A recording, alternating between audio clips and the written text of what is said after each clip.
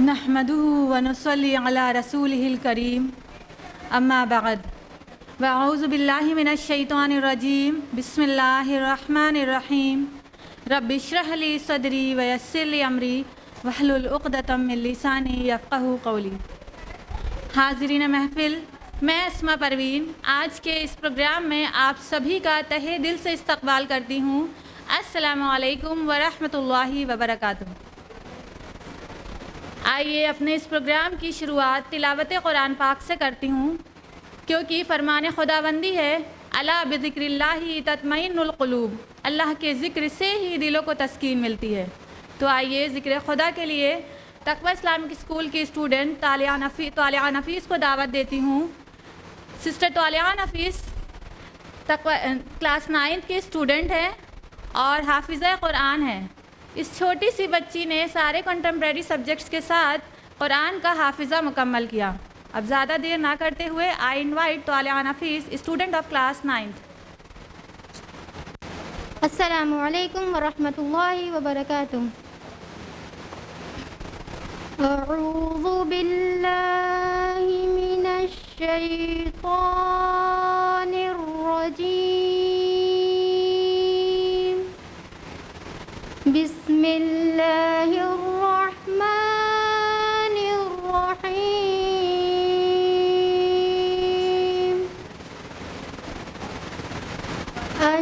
अश्शैतानु यइदुकुमुल फ़क़्र व यअमुरुकुम बिल फ़हशा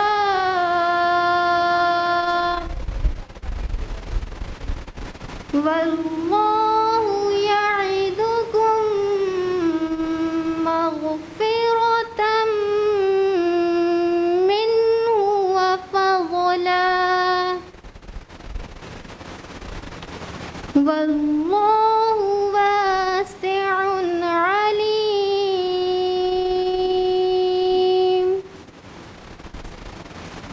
यु'तिल हिकमत मन यशा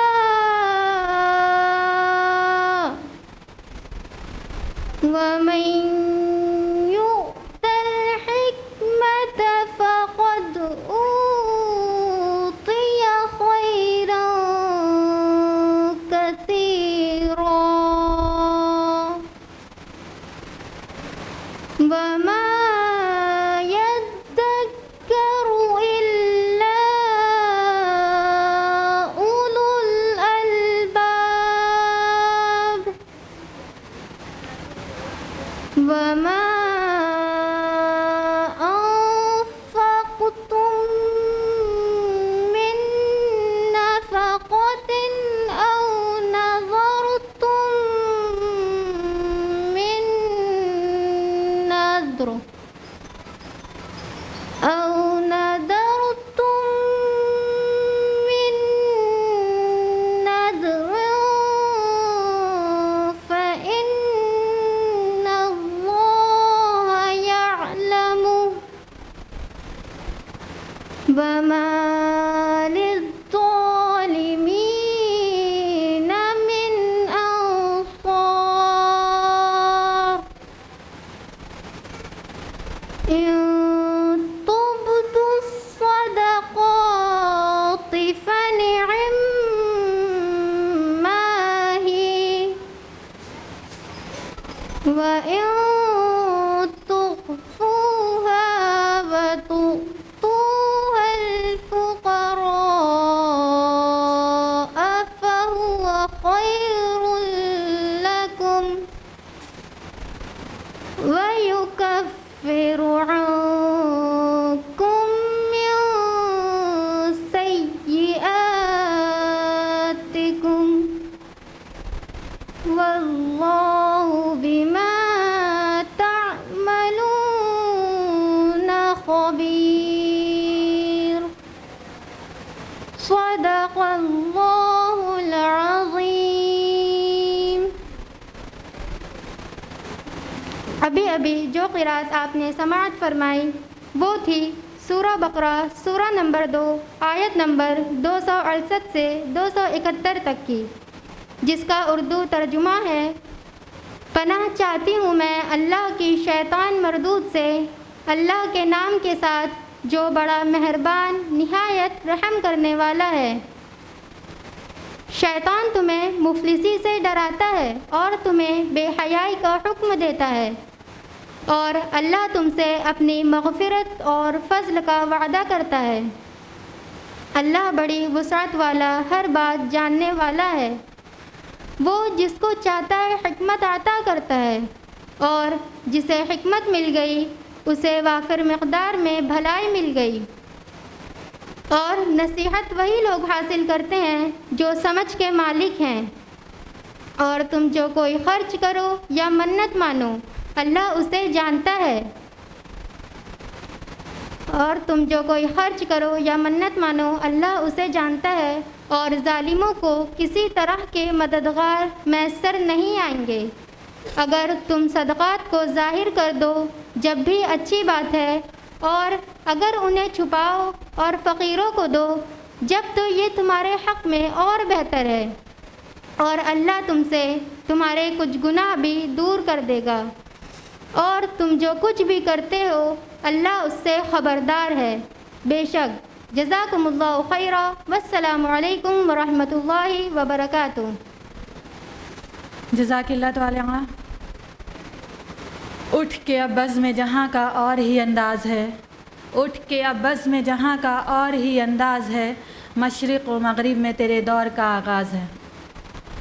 जब इंसान इल्म हासिल करना चाहता है तो अल्लाह ताला उसके लिए राहें हमवार कर देते हैं। जिस तरह से आपकी ये तड़प आपको यहाँ ले आई, और शुक्र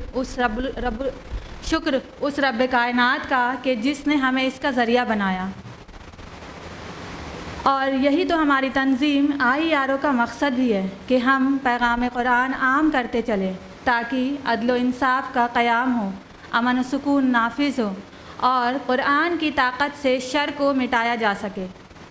और अल्लाह रब्बुल आलमीन की मदद से के बग़ैर ये सब काम हम बिल्कुल नहीं कर सकते। अल्लाह का शुक्र है कि अल्लाह ताला हमें इन सारी चीज़ों को पूरा करने में अल्लाह ताला हमारा मददगार है। बग़ैर खुदा की मदद से हम इस मिशन को पूरा कर ही नहीं सकते। इस मिशन को पूरा करने में जैसे हमारी ऑर्गेनाइजेशन मुख्तलिफ़ प्रोग्राम ऑर्गेनाइज़ करती है, जैसे दर्स कुरान, दर्स सीरत, दर्स हदीस, तरबियती क्लासेस और सेमिनार्स वग़ैरह, और ये सब मिसेस शम्स की ज़ेर निगरानी कंडक्ट कराए जाते हैं। अपने आज के इस प्रोग्राम को शुरू करने से पहले मैं आप सब से दरख्वास्त करूंगी कि आप भी हमारे इस मिशन को पूरा करने में अपनी शमूलियत दर्ज कराएं और अपना फ़िज़िकल सपोर्ट हमारी ऑर्गेनाइजेशन को दें, और ख़ासकर इस ऑर्गेनाइजेशन को अपनी दुआओं में ज़रूर याद रखें। अब हम अपने आज के इस प्रोग्राम की जानिब बढ़ते हैं। जैसा कि आप वाकिफ़ हो ही चुके होंगे कि हमारे आज के इस प्रोग्राम का टॉपिक है आओ ज़िंदगी आसान बनाएं, यानी हम किस तरह से अपनी ज़िंदगी आसान बना सकते हैं, किस तरह से हमें खुशगवार ज़िंदगी बसर कर सकते हैं। इसके लिए आज हमारे पास मौजूद है हमारी 2 स्पीकर्स। हमारी आज की पहली स्पीकर हैं sister Tasneem Fatima. Sister Tasneem IERO की मेंबर हैं और तक़वा इस्लामिक स्कूल की टीचर भी हैं।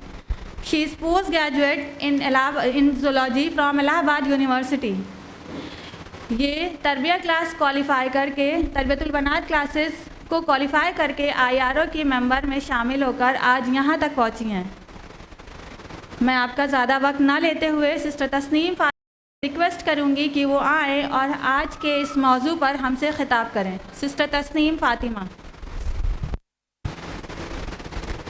अल्हम्दुलिल्लाह रब्बिल आलमीन वस्सलातु वस्सलामु अला सय्यिदिल मुरसलीन मुहम्मद व अला आलिहि व अस्हाबिहि अजमईन। अऊज़ु बिल्लाहि मिनश शैतानिर रजीम। बिस्मिल्लाहिर रहमानिर रहीम। रब्बि इश्रह ली सदरी व यस्सिर ली अमरी वहलुल उक़दतम मिन लिसानी यफ़क़हू क़ौली। माय डियर सिस्टर्स, अस्सलामु अलैकुम व रहमतुल्लाहि व बरकातुहू। जैसा कि हम सब जानते हैं, आज के हमारे जो सेमिनार का टॉपिक है, क्या टॉपिक है हमारे सेमिनार का? आओ ज़िंदगी आसान बनाएं। आसान बनाने का मतलब है कंफर्ट, ईज़। और हर कोई चाहता है अपनी ज़िंदगी आसान बनाना, उसमें कंफर्ट हो और ईज़ हो। तो कैसे हम अपनी ज़िंदगी को आसान बनाएं? हमारा दीन इस्लाम एक ऐसा खूबसूरत दीन है जिसने ज़िंदगियों को रोशन कर दिया। इस्लाम इसलिए भी बहुत खूबसूरत है क्योंकि हमारे रब की रज़ा इसार क़ुरबानी में है। जिस रब की रज़ा लोगों से लेने में नहीं बल्कि लोगों को देने में है। और कमाल तो इस बात का है कि देने में कमी नहीं होती बल्कि बढ़ जाता है। जब इंसान का कोई छोटा सा अमल, कोई छोटी सी कोशिश किसी दूसरे इंसान को खुशी देती है या उसकी तकलीफ़ को कम करती है तो उस इंसान को खुशी और मसरत डबल होकर वापस मिलती है। उसके इंसान के बॉडी से ऐसे हार्मोन्स रिलीज़ होते हैं जो उसे अलग ही खुशी से दो चार करते हैं। आप किसी भी, इसलिए आप जाएंगे किसी भी वेलफेयर प्रोग्राम्स या फिर लेक्चर में जाते हैं तो चाहे वो नॉन मुस्लिम्स की ही तरफ से क्यों ना हो, वो इसी बात पर जोर देते हैं, give give give to mankind, it will return to you in form of joy and happiness. मगर इंसान किसी को क्यों दे, जबकि हर इंसान की ख्वाहिश होती है, हर इंसान की ख्वाहिश होती है अपने ऊपर खर्च करे, अपने नीड को पूरा करे या फिर अपनी ज़रूरत को पूरा करे। यही जवाब वो इस्लाम में पाता है कि देने से क्या मिलेगा, देने से क्या मिलेगा। अगर वो डबल होकर वापस मिल जाए तो कोई क्यों ना देना चाहेगा। रसूलुल्लाह सल्लल्लाहु अलैहि वसल्लम फरमाते हैं, तिरमिज़ी की हदीस है, सदका देने से माल नहीं घटता। सदका माल भी है, मीठी बात भी है, एडवाइस भी है, एक दूसरे की मदद भी है, यहाँ तक कि हर एक छोटी नेकी सदका है। अब अगर हम देखें तो हमारी लाइफ में कॉन्स्टेंटली हम लेने देने की स्टेज में होते हैं, चाहे फिर हम या एनवायरनमेंट से लें या फिर किसी दूसरे से लें। हमारे लाइफ में ये जो गिव एंड टेक का जो स्टेज है, प्रोसेस है, वो चलता ही रहता है। अब अगर हम गौर करें, अपने अराउंड देखें तो सारी चीज़ हमें देने के लिए ही बनी हुई है। हम हर चीज़ों से कुछ ना कुछ लेते ही रहते हैं। जैसे हम गौर करें तो अल्लाह सुब्हान तआला हमें बस देते ही रहते हैं।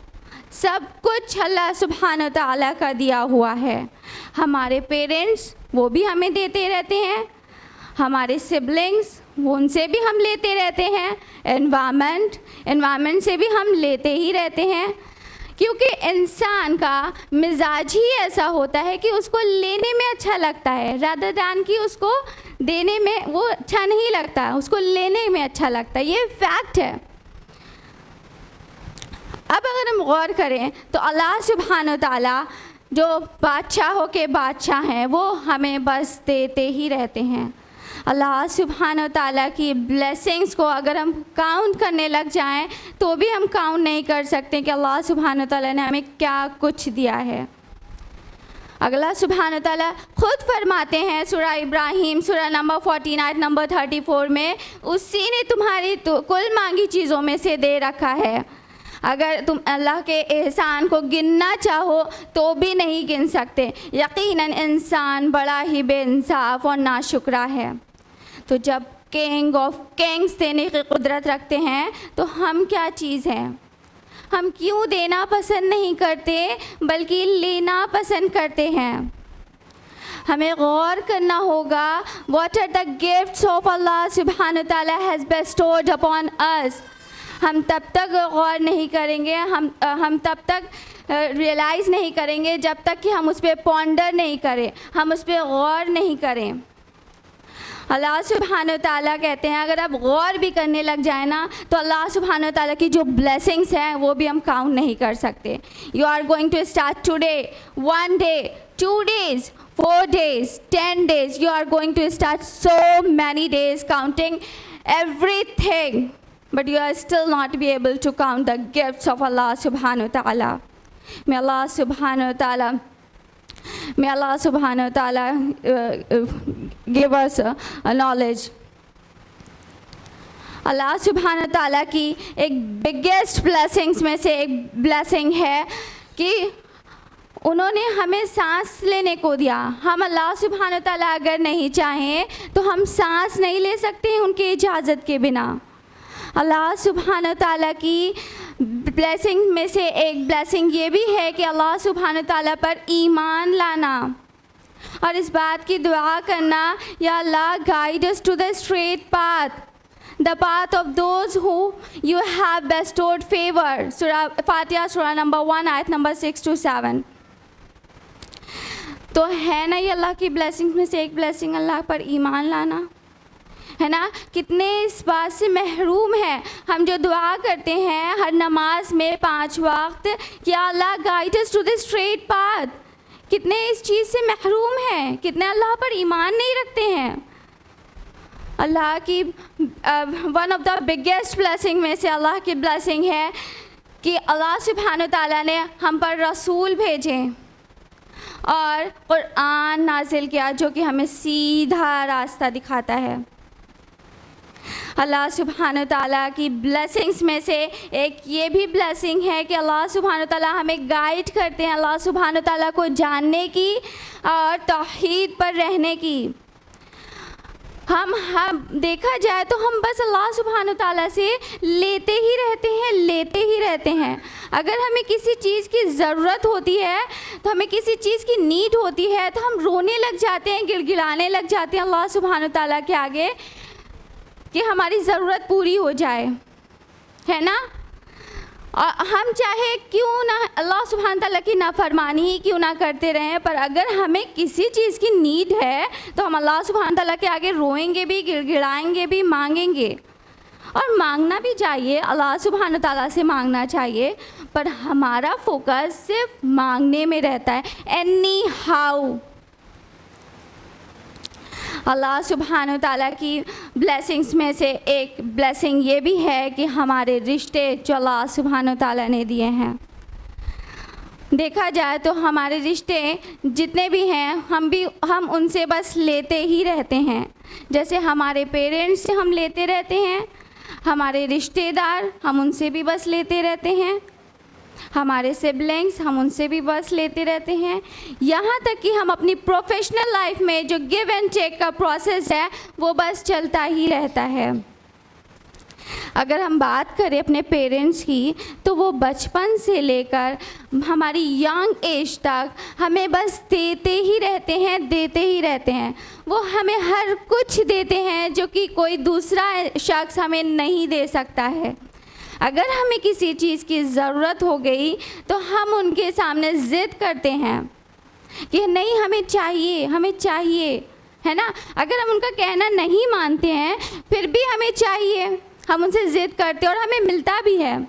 वो हमें वो कुछ देते हैं, हमें सोसाइटी में खड़ा रहने के काबिल बनाते हैं। We exist just because of them.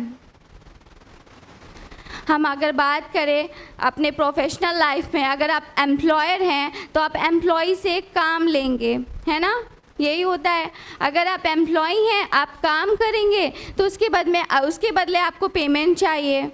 तो ये जो गिव एंड टेक का प्रोसेस है चल रहा है यहाँ पर भी। हमारे रिश्तेदार, हम उनसे भी बस उम्मीद करते हैं कि वो हमें बस देते ही रहें। जैसे गिफ्ट का लेन देन, हम ये उम्मीद करते हैं कि हमें ज़्यादा से ज़्यादा मिलता रहे, हम लेते रहें, है ना, यही होता है। इसी तरह से अगर हम गौर करें तो हमारे सिबलिंग्स वो हमें भी कुछ ना कुछ देते रहते हैं। जैसे वो हमारे छोटे बड़े कामों में हमारी हेल्प करते हैं। हर इंसान को एक दोस्त की ज़रूरत होती है अपनी लाइफ में, है ना, होती है ना, चाहे वो छोटा हो एज में चाहे या बड़ा हो, हर इंसान को एक दोस्त की ज़रूरत होती है अपनी लाइफ में। तो सिबलिंग्स हमारे घरों में हमारे दोस्त की तरह होते हैं, हम उनसे अपनी छोटी बड़ी बात को शेयर कर सकते हैं। तो इससे हमें उनसे सेटिस्फैक्शन और पीस भी मिलता है। तो देखा जाए तो हम बस लेते ही रहते हैं, है ना, हम बस लेते ही रहते हैं। देने के बारे में हमारा क्या ख्याल है? क्या दें हम लोगों को? क्या देना चाहिए लोगों को? बहुत सारी चीज़ें हैं जो हम लोगों को दे सकते हैं, जैसे गिविंग ऑफ काइंडनेस, है ना, अपना वक्त दे सकते हैं लोगों को, एडवाइस दे सकते हैं लोगों को, अपना टाइम दे सकते हैं लोगों को। बहुत सारी चीज़ हैं जो हम लोगों को दे सकते हैं। एक हदीस है, सही बुखारी की हदीस है, हदीस नंबर 6441 किताबुर रक़ा में है। रसूलुल्लाह सल्लल्लाहु अलैहि वसल्लम फरमाते हैं, ऊपर का हाथ नीचे के हाथ से बेहतर है, यानी देना अहम है। क्या दें हम लोगों को? Giving of kindness. हम देखें अपने अराउंड डेली लाइफ में हम न जाने कितने लोगों का सामना करते हैं, है ना, कितने लोगों का हम सामना करते हैं और हमें नहीं पता होता है वो किस डिफ़िकल्टीज से या फिर किस तूफ़ान से गुज़र रहे हैं अपनी लाइफ में, हमें नहीं पता होता है। अगर हमारा एक छोटा सा simple act of being kind,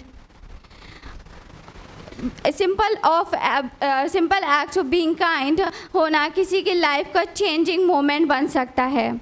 कैसे दें किसी को काइंडनेस?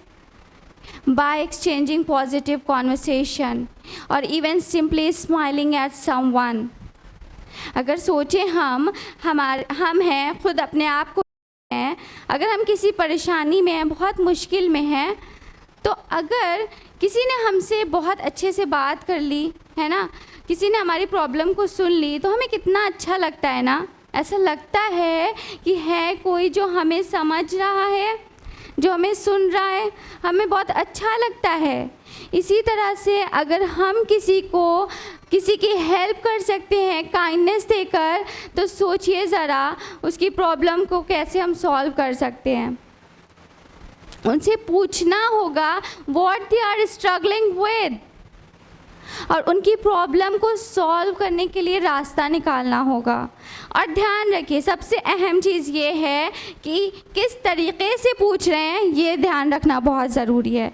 अगले इंसान को उसकी परेशानी को, उसकी अपनी बात शेयर करने के लिए उसको कंफर्ट फील कराया जाए, है ना, उसको इस बात की क्लैरिटी दी जाए कि ताकि वो अपनी बात को शेयर कर सके आपसे। ये अहम है। और अगर हम इस तरह से जब एक दूसरे की तकलीफ़ को समझेंगे तो हमारी ज़िंदगी आसान हो जाएगी ना। हमें एक दूसरे को समझना चाहिए, एक दूसरे की तकलीफ़ को समझना चाहिए। और क्या दे सकते हैं हम? लोगों की हेल्प कर सकते हैं छोटे बड़े कामों में। There is a wonderful story from the life of Abu Bakr रज़ियल्लाहु ताला अन्हु। दौरे खिलाफत में वो अक्सर एक औरत के घर उसकी अयादत पे जाते थे, जो कि नाबीना थी, मतलब आँख से नहीं देख सकती थी।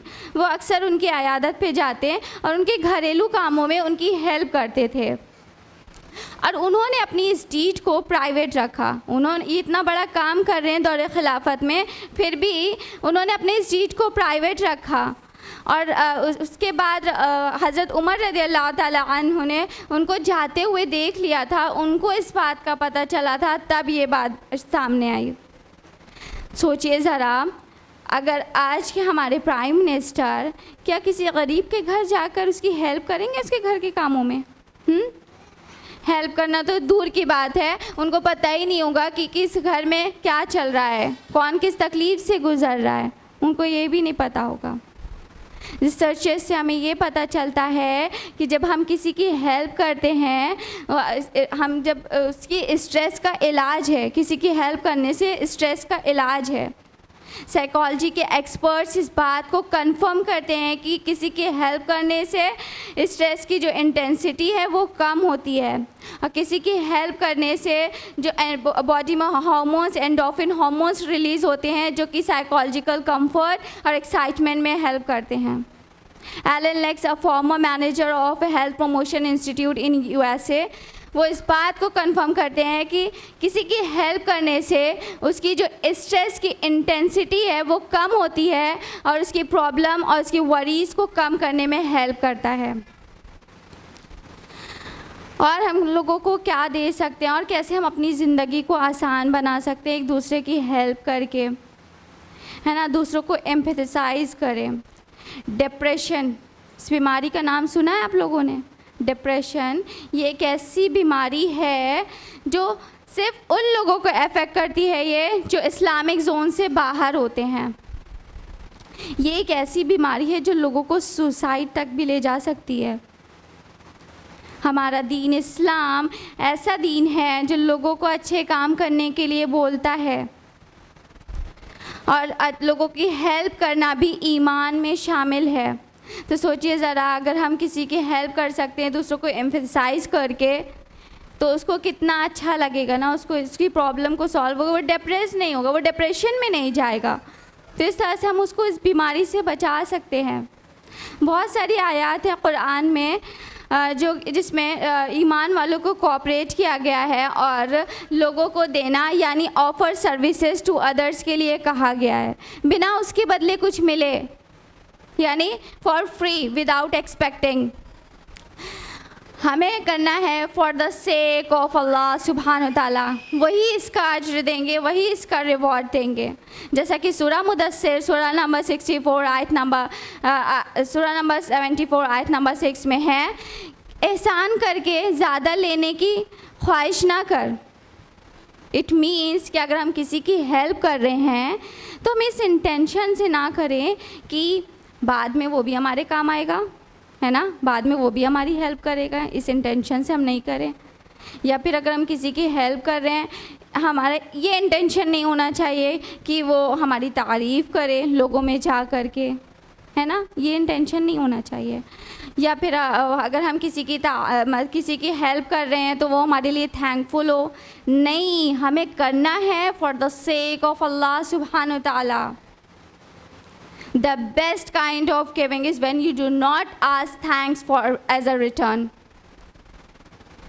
May Allah subhanahu wa ta'ala make all our deeds pure for the sake of His gratification, for fear of His punishment, and love to the seal of Prophet, peace be upon him.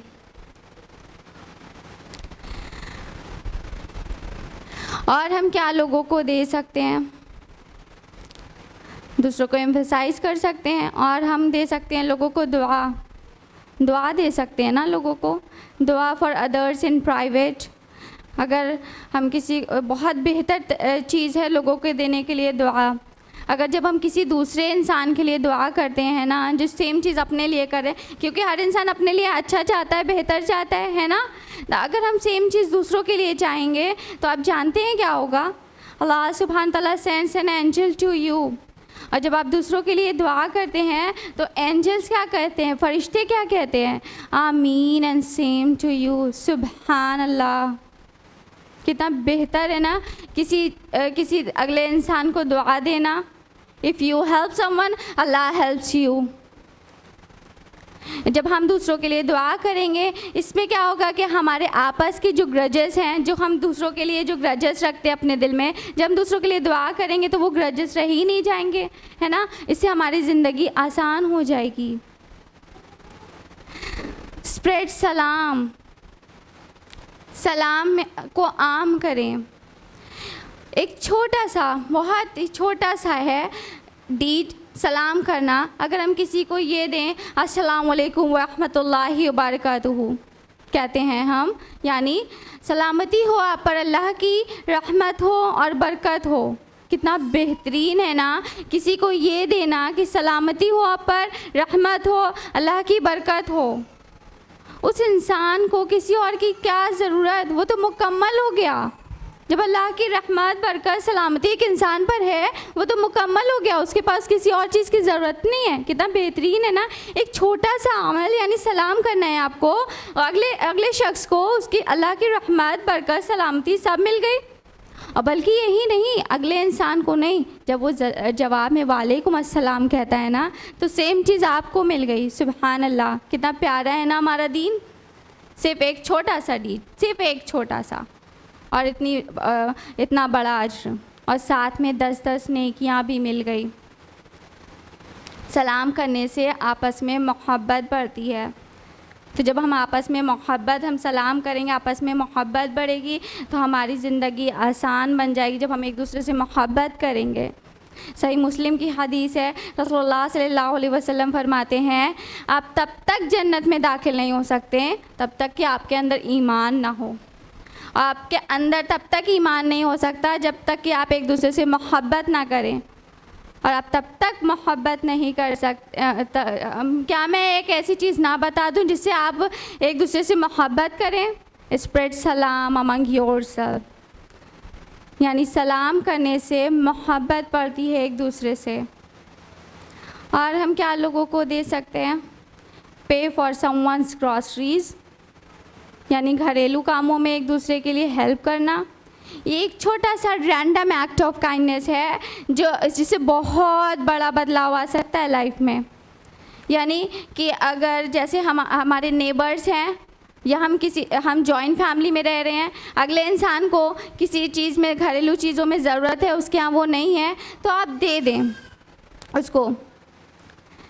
For example आपके पास एक बड़ा भगोना है, हाँ, और आपके पड़ोसी के पास नहीं है, उसके पास उसको ज़रूरत है और वो आपसे मांगता है, तो आप दे दें। हम लोग क्या करते हैं कि अंदर से कराहत महसूस होती है ना, ऐसा मतलब अंदर से ये होता है कि नहीं, अगर हम दे देंगे तो हमारा सामान ख़राब ना हो जाए कहीं, है ना, अंदर से वो होता है, फील होता है। यहाँ तक कि हम झूठ भी बोल देते हैं कि नहीं है हमारे पास सामान, सिर्फ ख़राब होने की डर की वजह से। नहीं, हमें ये नहीं करना है, हमें दे देना है, एक दूसरे की हेल्प करना है। सूरह माऊन में है, सूरह नंबर 107, जो माऊन वर्ड आता है ना, उससे मुराद है घरों में बरतने वाली चीज़ें जो पड़ोसी एक दूसरे पर ज़रूरत पड़ने पर मांग लेते हैं। तो घरेलू चीज़ें दे देना और उसमें कबीदगी महसूस ना करना, ये अच्छी सिफात है। और माऊन से मुराद एक स्माइल भी है, हम स्माइल भी दे सकते हैं लोगों को, है ना। जब आपस में इस तरह से हम लोगों के बीच मोहब्बत रहेगी, अगर हमारी जॉइंट फैमिली एक दूसरे से हम इस तरह से करेंगे, मोहब्बत रहेगी, या हमारे नेबर से और हमारे बीच मोहब्बत रहेगी, हम दे देंगे, एक दूसरे की हेल्प करेंगे, तो हो जाएगी ना हमारी ज़िंदगी आसान। जब कोई टेंशन ही नहीं रहेगी हम लोगों की लाइफ में, हम लोग एक दूसरे से मोहब्बत करेंगे। और हम लोग क्या दे सकते हैं? वक्त, अपना वक्त दे सकते हैं। सबसे कीमती चीज़ है वक्त, है ना, जो कि हर एक इंसान की ज़ुबान पर होता है। अरे वक्त ही कहाँ है, वक्त ही कहाँ मिलता है, ऐसा होता है ना। सभी के पास वक्त नहीं है, सब मसरूफ़ हैं अपनी अपनी लाइफ में, बिज़ी हैं, सबका बिज़ी स्केड्यूल है। तो सोचिए ज़रा, हम अपने बिज़ी स्केड्यूल में से सिर्फ 5 मिनट निकाल करके किसी अगले शख्स जो डिप्रेस्ड है, जो परेशान है, उसकी बात को सुन लें, तो उसको कितना अच्छा लाइट फील होगा, है ना, लाइट फील होगा, उसको अच्छा होगा। और उसको ये भी होगा कि आपने अपने बिज़ी स्केड्यूल में से 5 मिनट निकाल करके उसकी बात को सुन ली। इससे क्या होगा? उसके दिल में आपके लिए मोहब्बत होगी। और सिर्फ यही नहीं कि अगर आपने अपना वक्त दे दिया तो आप कभी जो काम में दिमाग उलझा हुआ है ना, वो बहुत ज़्यादा काम से, तो आपका माइंड इससे डाइवर्ट हो जाएगा, आपको भी अच्छा लगेगा थोड़ा सा वक्त उस अपने कामों से निकाल करके बातें शेयर करना एक दूसरे से। अगर हम बातें शेयर करते हैं ना, तो बातें शेयर करने का मतलब ये नहीं है कि हम किसी थर्ड पर्सन को इन्वॉल्व कर लें, किसी की गीबत करने लग जाएं। नहीं, थर्ड पर्सन को इन्वॉल्व नहीं करना है। हमें बातें शेयर तो करनी है, पर किसी थर्ड पर्सन को इन्वॉल्व नहीं करना है कि उसकी गीबत करने लग गया, मसाले मिल गए हमको बात करने के लिए, है ना। ये नहीं करना है, हमको बात शेयर करनी है, पॉजिटिव थॉट शेयर करनी है हमको अपनी। मरीज़ की अयादत पे चले गए अपना वक्त निकाल करके थोड़ा सा, है ना, अपने बिज़ी स्केड्यूल में से अगर हम किसी मरीज़ की अयादत पे चले गए तो उसको भी अच्छा लगेगा ना कि आप इतने मसरूफियात में से आपने अपना टाइम निकाल कर उसकी अयादत पे आप आ गए। इससे क्या होगा कि एक रिश्ते मजबूत होते हैं और मोहब्बत बढ़ेगी एक दूसरे से। सही मुस्लिम की हदीस है, हदीस नंबर 6835, हज़रत सुभान रज़ी अल्लाह ताला अन्हु से रिवायत है, रसूलुल्लाह सल्लल्लाहु अलैहि वसल्लम फरमाते हैं, मुसलमान जब मुसलमान भाई की अयादत पे जाता है ना, तो वापस आने तक वो जन्नत की रविश में रहता है। सोचिए, मरीज़ की अयादत के लिए जाने का इतना बड़ा, कितनी प्यारी हदीस है। मरीज़ की अयादत पे जाएं, लेकिन हम लोग क्या करते हैं, जाकर वहीं बैठ जाते हैं। यहाँ तक कि खाने का वक्त हो जाता है और हमें दूसरों पर बोझ नहीं बनना है, हमें जाना है, बस उसको रिलैक्स फील करवाना, उसको अच्छा लगे। हम बैठ नहीं जाएं ताकि दूसरे पर बोझ बन जाएं। हमें जल्द से जल्द देखना है, 10-15 मिनट और वहाँ से फारिग हो जाना है। इस तरह से हमारे रिश्ते मज़बूत होंगे एक दूसरे से, है ना। और हम क्या लोगों को दे सकते हैं, एक गिफ्ट का लेन देन कर सकते हैं, एक दूसरे को तोहफ़े दें। गिफ्ट अगर हम देते हैं, मान लीजिए आपको किसी ने गिफ्ट दिया है ना, और तो आप उस शख्स के लिए, अगले शख्स के लिए आपके दिल में मोहब्बत हो जाती है ना, कि अगर तो आपको उसकी मोहब्बत का भी अंदाज़ा लगता है, आपको लगता है वो शख्स आपसे मोहब्बत करता है तभी ना वो आपको गिफ्ट दे रहा है, या फिर आप भी किसी शख्स से मोहब्बत करते हैं तभी गिफ्ट देते हैं। तो गिफ्ट के लेन देन से हमें एक दूसरे की मोहब्बत का पता चलता है ना। गिफ्ट का लेन देन करें, पर गिफ्ट को हक़ीर नहीं जाने, गिफ्ट का नाप तोल नहीं करें। अगर कोई शख्स देता है तो गिफ्ट को ये नहीं देने लगते, ये नहीं देखें कि वो कितना छोटा या बड़ा है, बल्कि हमें ये देखें उस इंसान की मोहब्बत, उसके इंटेंशन को देखें, उसके प्यार को देखें। गिफ्ट का नाप तोल नहीं करें। और क्या दे सकते हैं हम लोगों को, ये तो छोटी छोटी चीज़ें हो गई देने को। हम दे सकते हैं चैरिटी लोगों को। अल्लाह सुब्हान ताला ने, अल्लाह सुब्हान ताला की राह में जो खर्च करते हैं उनकी मिसाल दी है like a grain. If you planted a grain you don't see result for a long time. अगर आप अल्लाह की राह में खर्च करते हैं तो so don't expect returning tomorrow. Be like you planted a grain, leave it and let it grow. अल्लाह सुब्हान ताला फरमाते हैं सूरह बकरा सूरह नंबर 2 आयत नंबर 261 में कि अल्लाह के राह में ख़र्च करने वालों की मिसाल उस दाने जैसी है जिसमें 7 बालियाँ निकलें और हर बाली से 100 दाने निकले, और अल्लाह सुब्हान ताला उसे चाहे और बढ़ा दे। तो the original given begins with your family members, the people closest to you. Family members हो गए, आपके रिश्तेदार हो गए, नेबर्स हो गए, आपके फ्रेंड्स हो गए, या फिर हु आर इन नीड, जिसको ज़रूरत है आप उसको दें। अल्लाह सुब्हान ताला ने एक बहुत ही प्यारी एडवाइस दी है, बहुत ही प्यारी एडवाइस दिया है। सिर्फ देना नहीं बता दिया कि आप दे दें, बल्कि देने का तरीक़ा भी बता दिया। सूरह बकरा सूरह नंबर 2 आयत नंबर 263 में कि अच्छे से बात करना और दरगुज़र करना बेहतर है उस खैरात से जिसके पीछे हो सताना। यानी कि कभी कभी ऐसा होता है ना, जब लोग देते तो हैं पर देने का तरीक़ा अच्छा नहीं होता है। ऐसा फ़ील कराते हैं लोगों को, जो देने वाले जो ले रहा है उसको अच्छा फ़ील नहीं होता, उसको नीचा दिखाने फ़ील हो जाते हैं। जैसे I know you need it, रख लो, है ना, इस तरह से। वेरी हर्टफुल, बहुत तकलीफ़ होती है इस तरह से देने में। अल्लाह सुब्हान ताला ने देने का तरीक़ा भी बता दिया। सहाबा की लाइफ से अगर हम कंपेयर करें तो उनको देने में अच्छा लगता था, उनको लेने में अच्छा नहीं लगता था। हमें अपनी लाइफ में सहाबा जैसा अमल करना होगा, हमको भी देना होगा। हम क्या करते हैं कि बस लेते हैं, हमको बड़ा लेने में बड़ा मज़ा आता है, कहाँ से कितना मिल जाए कितना रख लें हम, है ना। यही होता है हम लोगों की लाइफ में कि हम लोग कितना रख लें, बस लेने में मज़ा आता है हम लोगों को, देने में मज़ा नहीं आता। नहीं, हम लोगों को देना भी है, देना भी है। तभी जब एक बैलेंस होगा ना लाइफ में लेन देन का, इसी से ज़िंदगी हमारी आसान हो जाएगी। हमें इस बात पे बिलीव करना होगा कि जो कुछ भी दे रहे हैं अल्लाह की राह में, वो असल में हम अपनी आखिरत के लिए जमा कर रहे हैं, अपनी नेक्स्ट लाइफ के लिए हम जमा कर रहे हैं।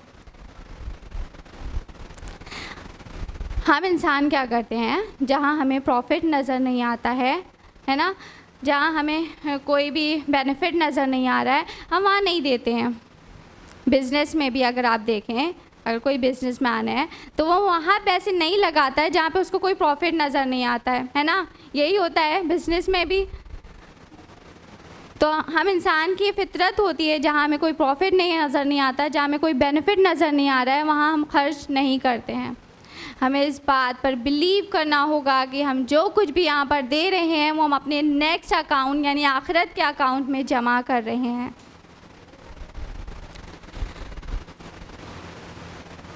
तो जब हम लेंगे, एक दूसरे से लेन देन करेंगे, देंगे, तो इससे हमारे जो सोल है वो प्योर होगा और हम एक दूसरे से मोहब्बत करेंगे और हमारी ज़िंदगी आसान हो जाएगी।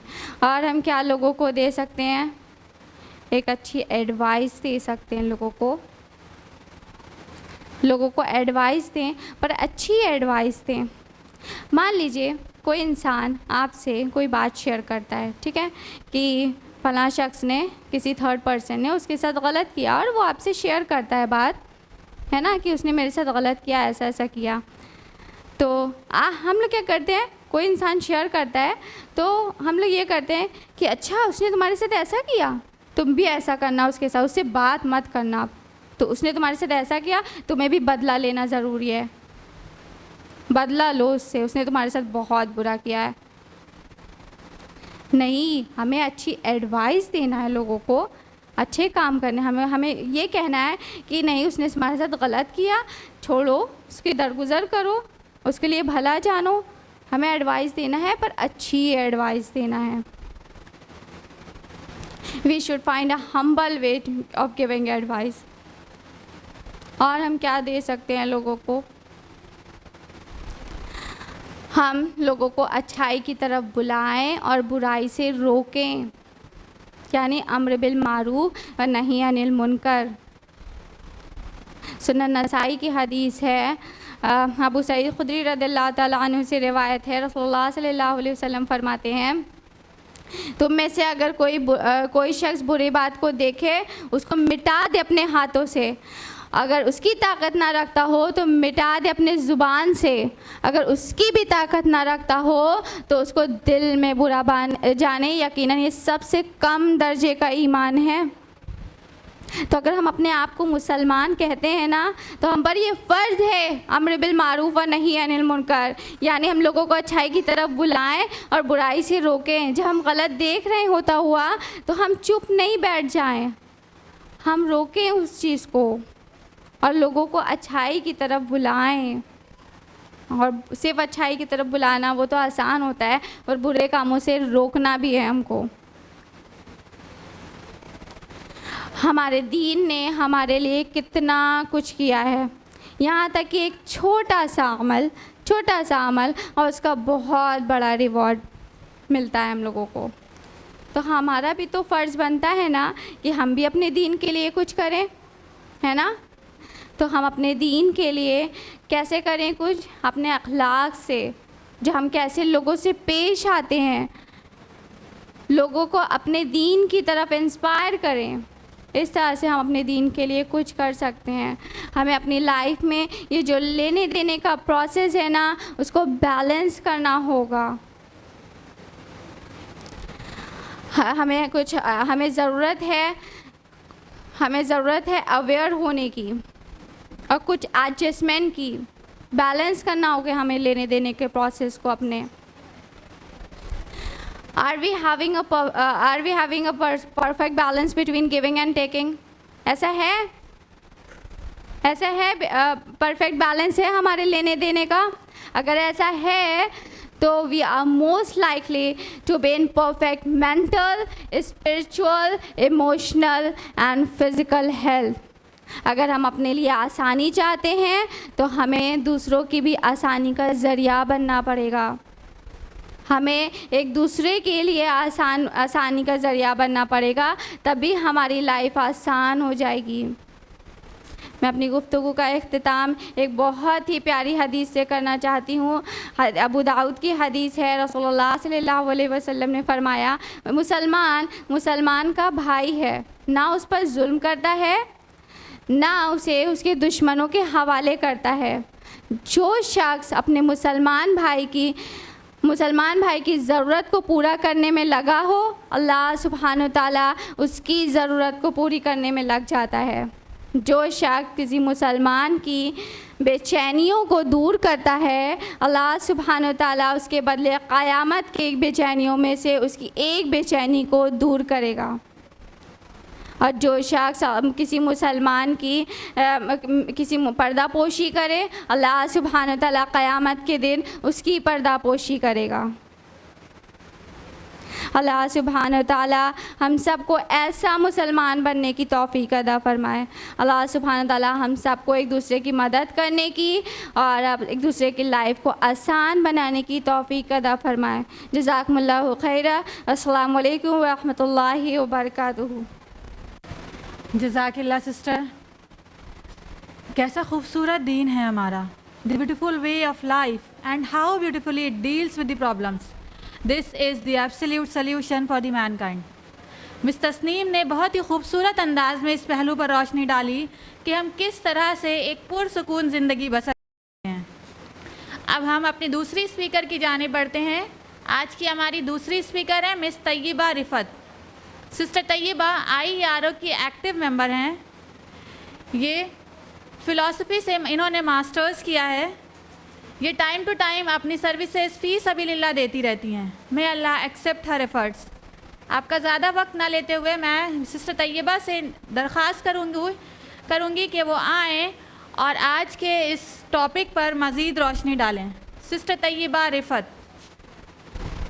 अल्हम्दुलिल्लाह रब्बिल आलमीन वस्सलातु वस्सलामु अला रसूलिल करीम व अला आलिहि व सहाबी अजमाइन, अम्मा बाद।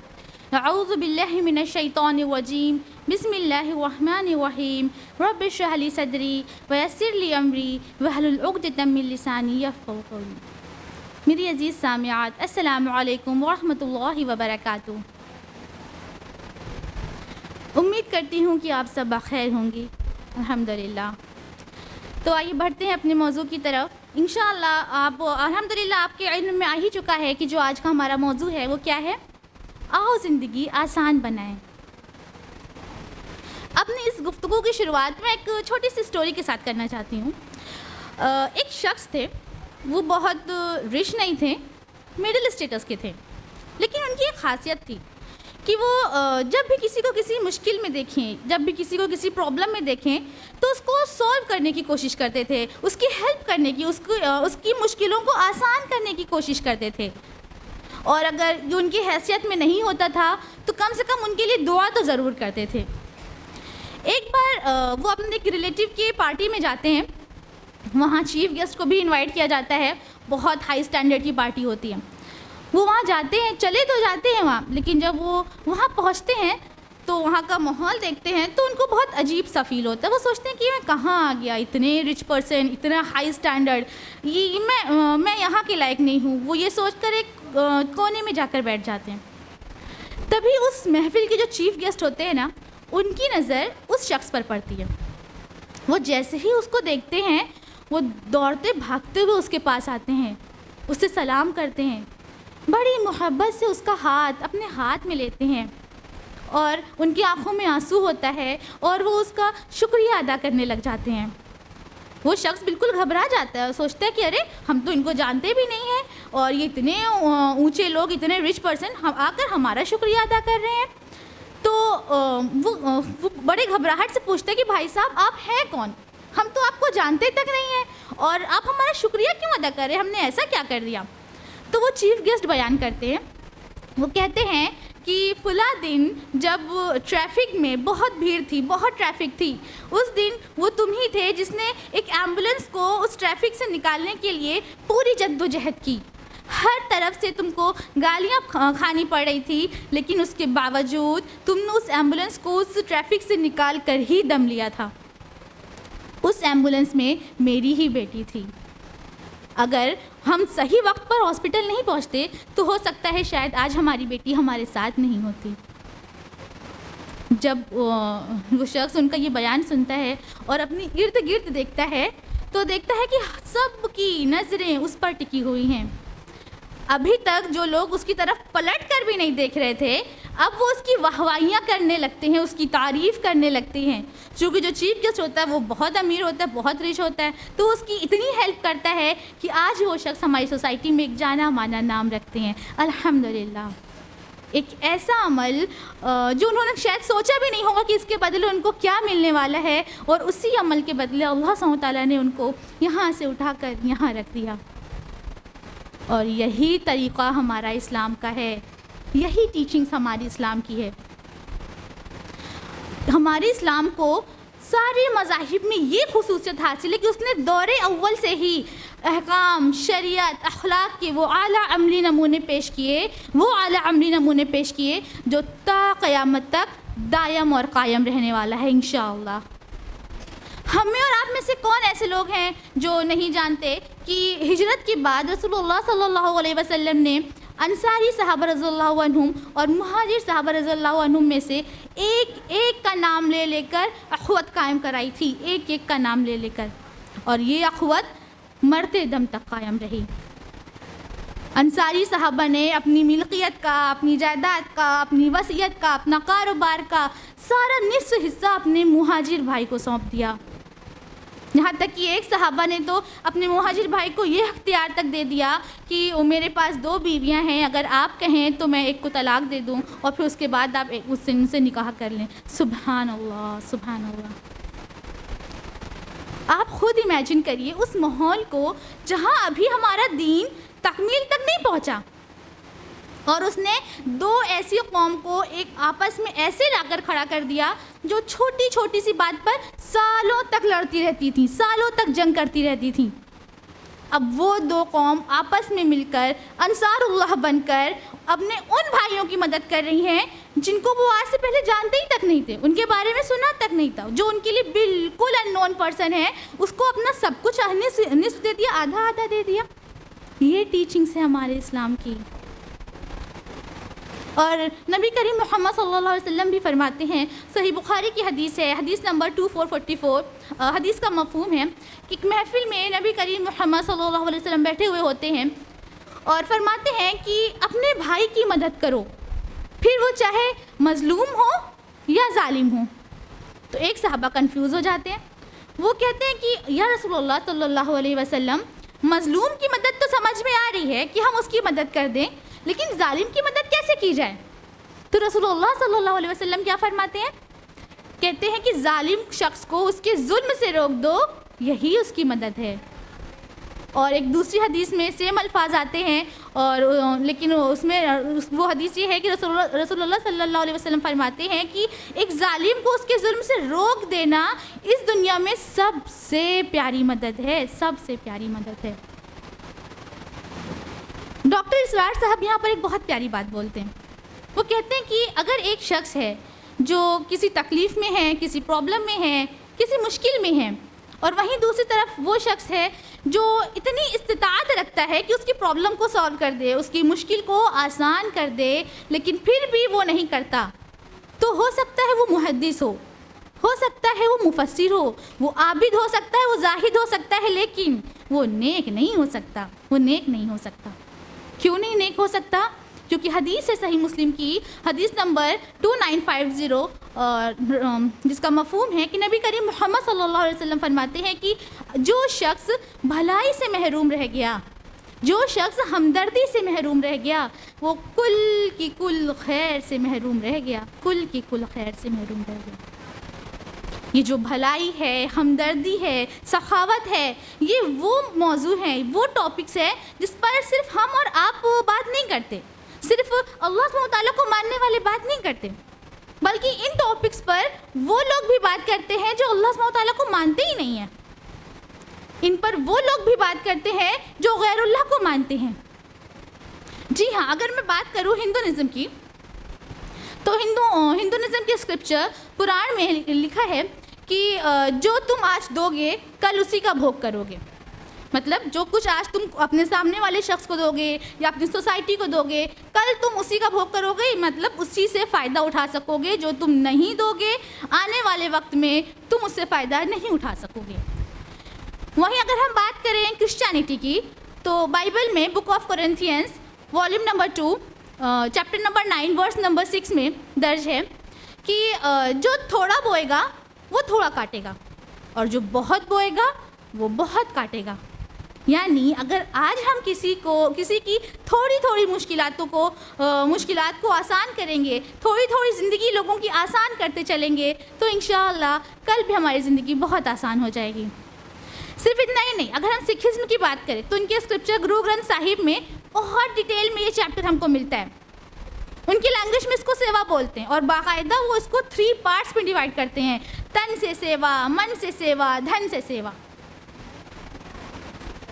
जितनी भी एथिक्स हैं, जितनी भी दुनिया में जितनी भी एथिक्स हैं, वो इसी बात को कहती हैं कि हम जो देंगे वो हमको मिलेगा, हम जितना देंगे हमको उतना मिलेगा। और कंक्लूजन बात यही निकल कर सामने आती है कि हम जिस क्वांटिटी में, जिस क्वालिटी में आज सर्व करेंगे, कल वही चीज़ हमको उसी क्वांटिटी में, उसी क्वालिटी में, हो सकता है उसका फेस चेंज हो जाए, लेकिन हमको वही वापस मिलेगा।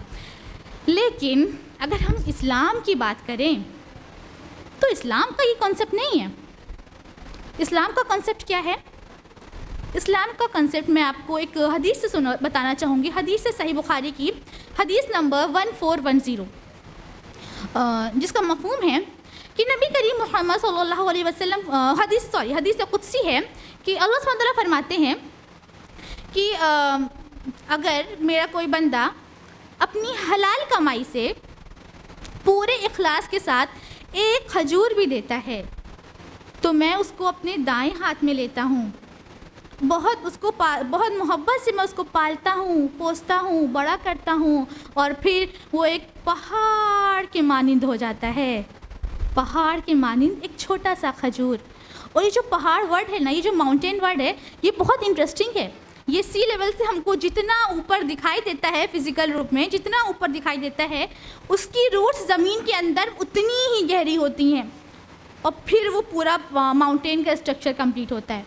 यानी एक छोटा सा खजूर जिसको हम ऐसे अपने हाथ में बंद कर लें तो शायद हमारे सामने वाला शख्स बता भी ना पाए कि हमारा हाथ खाली है या इसमें कुछ है भी, और वो खजूर हमको रिटर्न में कितने बड़े माउंटेन के रूप में मिल रहा है, जितना ऊपर उतना ही नीचे। अल्हम्दुलिल्लाह, सुभान अल्लाह।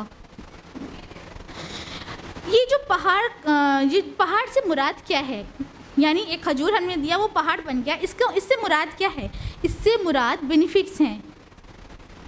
हमको हर तरह का बेनिफिट्स मिलता है अगर हम किसी की हेल्प करते, किसी की मुश्किलों को आसान करने की कोशिश करते हैं, किसी की ज़िंदगी को थोड़ा सा भी आसान करने की कोशिश करते हैं, तो उससे हमको क्या बेनिफिट्स मिलता है? क्या बेनिफिट्स मिलता है? उतना बेनिफिट्स मिलता है जिसका हम और आप अंदाज़ा भी नहीं लगा सकते। शुरुआत करते हैं हम खुद से। हमको फिज़िकल बेनिफिट्स क्या क्या मिलते हैं? तो एक प्रोफेसर हैं प्रिवेंटिव मेडिसिन के, प्रोफेसर स्टीफन पोस्ट, वो एक बुक लिखते हैं, why good things happen to good people. उसमें वो लिखते हैं कि कोई एक ऐसा शख्स जिसकी हैबिट है लोगों की मदद करना, जो लोगों को तकलीफ़ में देख नहीं सकता, या फिर अपने आसपास के लोगों को बहुत खुश रखता है, ना कर खुश नहीं रखता, दिल से खुश रखता है, ऐसे शख्स के अंदर क्रोनिक इलनेस से लड़ने की इम्यूनिटी जो पावर होती है वो 3 गुना ज़्यादा होती है बजाय उस शख्स के जिस पर सिर्फ नफ्सी नफ्सी नफ्सी नफ्सी का आलम सवार होता है।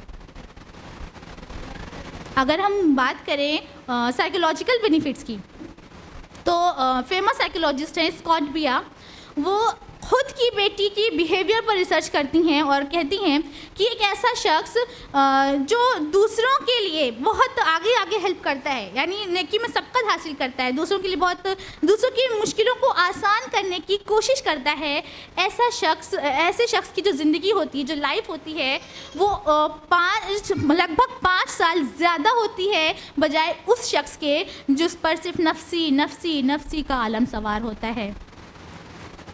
और ये बात मैं ऐसी हवा में नहीं कह रही हूँ, आप घर जाकर गूगल सर्च कर सकते हैं।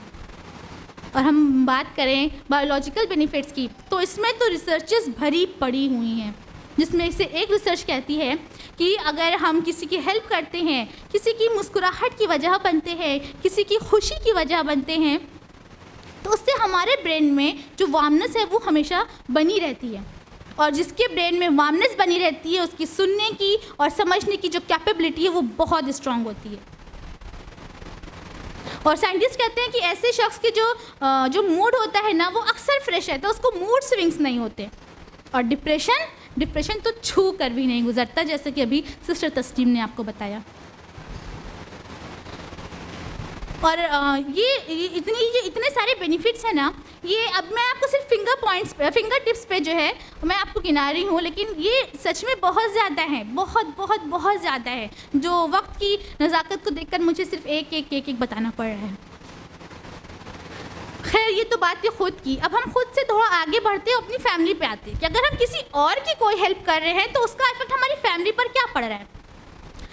फैमिली पर जो इसका सबसे 2 इफ़ेक्ट बहुत बड़ा पड़ता है। एक हमारी किनशिप पर पड़ता है, हमारे रिश्तों को निभाने में पड़ता है, क्योंकि अक्सर रिश्तों में जो लड़ाई झगड़े होते हैं ना, वो ज़्यादातर मूड स्विंग्स की वजह से होते हैं। किसी ने कुछ कह दिया, मूड ख़राब था, अब बात अच्छी नहीं लगी, दिल में रह गई, और फिर कीना और हसद, ये सब चीज़ें। और अभी जस्ट पहले मैंने आपको बताया कि जो शख्स लोगों की बहुत ज़्यादा हेल्प करता है या फिर हेल्प करने की कोशिश करता है, तो उसका मूड अक्सर फ्रेश रहता है। क्यों? अच्छा, मूड फ्रेश क्यों रहता है? क्योंकि उसके ब्रेन में ना हार्मोन्स और एंडोर्फिन्स रिलीज़ होते हैं। उसके ब्रेन में एंडोर्फिन्स और डोपामीन हार्मोन्स रिलीज़ होते हैं। और साइंटिस्ट कहते हैं कि ये वो हार्मोन्स हैं जो एडिक्शन के वक्त रिलीज़ होते हैं। और ये एडिक्शन क्या चीज़ है? किसी चीज़ की आदत लग जाना, या लूज लैंग्वेज में बोले तो किसी चीज़ की लत लग जाना जो छूटे ना छुटाए। आप लोगों ने कभी फील किया होगा कि आपकी जो सबसे महबूब शख्स है, जो आपके बहुत क्लोज़ है, उसको कोई तकलीफ़ होती है, वो किसी परेशानी में होता है या उसकी तबीयत ख़राब रहती है, तो आपको भी बहुत तकलीफ़ होती है। आप सोचते किस तरीके से उसकी प्रॉब्लम सॉल्व हो जाए, उसकी तबीयत ठीक हो जाए। और जब उसकी तबीयत ठीक हो जाती है या फिर उसकी कोई प्रॉब्लम सॉल्व हो जाती है, तो आपको भी बहुत सुकून मिलता है। आपको क्यों सुकून मिल रहा है? आप दोनों की बॉडी कनेक्टेड तो नहीं है, अलग अलग बॉडी है, फिर भी क्यों आपको सुकून मिल रहा है? उसको सुकून मिलने की वजह से, वो इन्हीं हार्मोन्स की वजह से, डोपामीन और एंडोर्फिन्स हार्मोन की वजह से। और साइंटिस्ट कहते हैं कि ये ऐसा एडिक्शन है, एक पूरी दुनिया में एक लौता ऐसा एडिक्शन है जो बहुत बेनिफिशियल है हमारे खुद की ज़ात के लिए भी और पूरी ह्यूमैनिटी के लिए बहुत बेनिफिशियल है। एक लौता ऐसा एडिक्शन है, इसके अलावा और कोई ऐसा एडिक्शन नहीं है जो बेनिफिशियल है, वो सब कुछ हार्मफुल है। और हमारे रिश्तों पर इससे कैसे असर पड़ता है कि जब हमारा मूड अक्सर फ्रेश रहता है, लोगों की हेल्प करने की हमारी आदत है, मूड स्विंग्स होते नहीं हैं, सुनने और समझने की कैपेबिलिटी स्ट्रांग है, तो भला ऐसे शख्स का झगड़ा किससे होगा? और जब झगड़े कम होंगे ना, तो जो हमारे आपस में जो बॉन्ड है, जो हमारे आपस में लव है, जो मोहब्बत है, वो दिन ब दिन इंशाअल्लाह परवान चढ़ती रहेगी इंशाअल्लाह। और जो दूसरा और बहुत बड़ा बेनिफिट हमको मिलता है फैमिली लेवल पर, वो ये है हमारे औलाद की तरबियत। क्योंकि औरतों की महफिल है और हम मोटे तौर पर कहें तो औरतों के कंधों पे 2 ऐसी जिम्मेदारी होती है जो उसको निभानी ही होती है, वो चाहे तब भी और ना चाहे तब भी। एक किनशिप यानी रिश्तेदारी निभाना, और दूसरी औलाद की तरबियत। हम चाह कर भी इससे पीछे नहीं हट सकते, हमको ये काम करना ही है। तो औलाद की तरबियत में कैसे बेनिफिशियल है? ये ऐसे बेनिफिशियल है, आपके घर में बच्चे होंगे, आपने नोटिस किया होगा कि बच्चे जितना उनको पढ़ाया जाता है वो उस पर उतना फॉलो नहीं करते जितना कि वो अपने पेरेंट्स को देखकर फॉलो करते हैं। जब बच्चे बचपन से ही हमेशा से देखेंगे, दुनिया में आँख खोलते ही मान वो देखने लगेंगे कि जो उनके वालिदैन हैं वो इतना लोगों को खुश रखने वाले हैं, वो इतने जनरस हैं, इतनी सखावत है उनके अंदर, वो लोगों की हर मुश्किल को सॉल्व करने की पुरजोर कोशिश करते हैं। तो ये सारी जो क्वालिटीज़ हैं उसको कहीं बाहर से ढूंढने की ज़रूरत नहीं पड़ेगी, वो खुद ब खुद उसके अंदर आएगी और बहुत आला तरीन दर्जे पे आएगी इंशाअल्लाह। और जब हमारा बच्चा एक ऐसी कैरेक्टरिस्टिक्स वाले ऐसी कैरेक्टर्स लेकर बड़ा होगा तो पता है इसका अल्टीमेट इफ़ेक्ट कहाँ पड़ेगा, हमारी सोसाइटी पर पड़ेगा। और फिर इंशाअल्लाह एक ऐसी सोसाइटी बिल्ड होगी, एक ऐसी सोसाइटी बिल्ड होगी जिसका तज़किरा हमारा इस्लाम करता है, जिसका तज़किरा हमारे शरीयत ने किया है, जिसकी तमन्ना हम सब दिल में दबाए बैठे हैं, जिसको अल्लाह सुब्हानहू तआला ने कुरान में खैर उम्मा कहा कि वो अच्छाई की तरफ बुलाते हैं, बुराई से रोकते हैं और अल्लाह पर यकीन रखते हैं। ऐसी सोसाइटी इंशाअल्लाह बिल्ड होगी और हम सब चाहते हैं ना ऐसी सोसाइटी बिल्ड करना, चाहते हैं कि नहीं चाहते हैं? अगर चाहते हैं तो इस बात पर बहुत गौर दें कि हमारी औलाद हमसे क्या सीख रही है, क्या सीख रही है हमारी औलाद हमसे। अगर हमारी ख़ुद की औलाद नहीं है तो जो हमारे घर में बच्चे हैं वो हमसे क्या सीख रहे हैं, बहुत ध्यान दें। क्योंकि जो अल्लाह सुब्हानहू तआला ने हमको नेमत दे रखी है ना, उसका असर अपने बंदों पर देखना अल्लाह सुब्हानहू तआला को बहुत पसंद है, बहुत पसंद है। और अगर हम ये सोचते हैं कि जो हमारे बैंक में कुछ मनी सेव है, जो हमारा सेविंग अकाउंट है, बस वही अल्लाह की नेमत है, तो ऐसा तो हरगिज़ नहीं है। हमने साल में एक बार ज़कात दे दी, फिर भाई बैठ गए फुर्सत से कि अब कोई हमारी तरफ आँख उठाकर भी ना देखे, हमने तो अपना माल पाक करके बैठे हैं। नहीं, सिर्फ हमारा माल हमारी नेमत नहीं है, हमारी दानिशमंदी, हमारा इंटेलेक्ट, हमारा इल्म, हमारा तजुर्बा, हमारा सब कुछ, हमारा वक्त, हमारा पूरा वजूद अल्लाह की नेमत है। सब कुछ अल्लाह की नेमत है। और अगर उसका असर हमारे मामलात में ना दिखाई दे, उसका असर हमारे रवैये में ना दिखाई दे, तो फिर ये अल्लाह सुब्हानहू तआला को पसंद नहीं है। अगर हम ये सोचते हैं कि दे देने से घट जाता है, तो ऐसा बिल्कुल भी नहीं है। ये सिस्टर तस्नीम आपको बहुत खूब और बहुत डिटेल में बता चुकी हैं अल्हम्दुलिल्लाह। देने से कभी घटता नहीं है ना, चाहे वो माल हो या वक्त हो या इल्म हो, कुछ भी हो, वो देने से कभी घटता नहीं, वो बढ़ता रहता है, बढ़ता रहता है, बढ़ता रहता है। हमारा हर अमल एक बीज की हैसियत रखता है, एक बीज की। अगर हमने एक बीज अगर बो दी, फिर उसमें से जो दरख्त परवान चढ़ेगा उसमें बहुत सारे फल निकलेंगे, बहुत सारे फल निकलेंगे। फिर वो फल तोड़ लिए जाएंगे, फिर फल निकलेंगे, फिर वो सारे फल तोड़ लिए जाएंगे, फिर फल निकलेंगे, और वो निकलते रहेंगे, निकलते रहेंगे, निकलते रहेंगे। लेकिन ये हमारे डीड्स पर अमल डिपेंड करता है, ये हम पर डिपेंड करता है कि हमने बीज कैसी बोई है। अगर हमने मीठे फल की बीज बोई है तो जाहिर है मीठे फल निकलेंगे, उसका फ़ायदा हम तक पहुँचेगा। अगर हमने कड़वे फल की बीज बोई है तो उसमें कड़वे फल भी निकलेंगे, और हो सकता है कभी हम उसको चख लें और हमारा मुँह भी कड़वा हो जाए। ये हम पर डिपेंड करता है कि हम कैसी बीज बो रहे हैं। खैर, ये सारी बातें तो दुनिया की थी, दुनियावी थी, और हम सब जानते हैं दुनिया एक ख़त्म हो जाने वाली चीज़ है। जब जाहिर है जब दुनिया ख़त्म हो जाने वाली चीज़ है तो दुनिया का नफ़ा हो, दुनिया का नुकसान हो, वो सब भी ख़त्म हो जाने वाला है। और बाकी रहने वाली क्या है? बेशक बाकी रहने वाली तो आखिरत है। और हम और आप अल्हम्दुलिल्लाह मुस्लिम से आखिरत पर यकीन रखते हैं, ईमान रखते हैं, और हमारा ईमान इस बात की दलील है कि हमें अपनी दुनिया से ज़्यादा किसकी फ़िक्र करनी है? आखिरत की करनी है। तो ये जो हम दुनिया में एक दूसरे की ज़िंदगी को आसान बनाने का अमल कर रहे हैं, इसका बेनिफिट्स हमें आखिरत में क्या मिलने वाला है? यहाँ पर मुझे एक बहुत प्यारी सी आयत याद आ रही है, जो भी आपने क़रअत समात फरमाई थी, सूरह बकरा सूरह नंबर 2 आयत नंबर 271। उसमें अल्लाह सुब्हानहू तआला क्या फरमा रहे हैं कि अगर तुम खुल कर सदका खैरात करो तो वो भी अच्छा है, और अगर तुम छुप कर मिस्कीनों की मदद करो तो वो भी तुम्हारे हक़ में बहुत बेहतर है। उसके बदले मैं तुम्हारे कुछ गुनाह मिटा दूँगा, और मैं तुम्हारे हर अमल से बाखबर हूँ, हर अमल से। तो यहाँ पे गौर करने वाली बात यह है कि अल्लाह सुब्हानहू तआला कह रहे हैं कि मैं तुम्हारे गुनाहों को मिटा दूँगा। यहाँ पर तुमसे दूर कर दूँगा, मिटा दूँगा। यहाँ पर माफ़ करने का लफ्ज़ नहीं आया है कि आखिरत में हिसाब किताब हो रहा है, फिर हमारे गुनाह सामने आए और फिर अल्लाह सुब्हानहू तआला ने उस पर अपने रहम करम से उसको माफ़ कर दिया। नहीं, ये बात नहीं हो रही है। यहाँ पर कहा जा रहा है कि तुम्हारे गुनाह तुमसे दूर कर दिए जाएंगे, मिटा दिए जाएंगे, यानी वो आखिरत के दिन सिरे से रहेंगे ही नहीं। और जब रहेंगे ही नहीं गुनाह, तो फिर हिसाब कैसे होगा? किस बात का हिसाब व किताब? फिर अल्लाह सुब्हानहू व तआला नेक्स्ट फ्रेज में क्या फरमा रहे कि मैं तुम्हारे हर अमल से बाखबर हूँ, हर अमल से।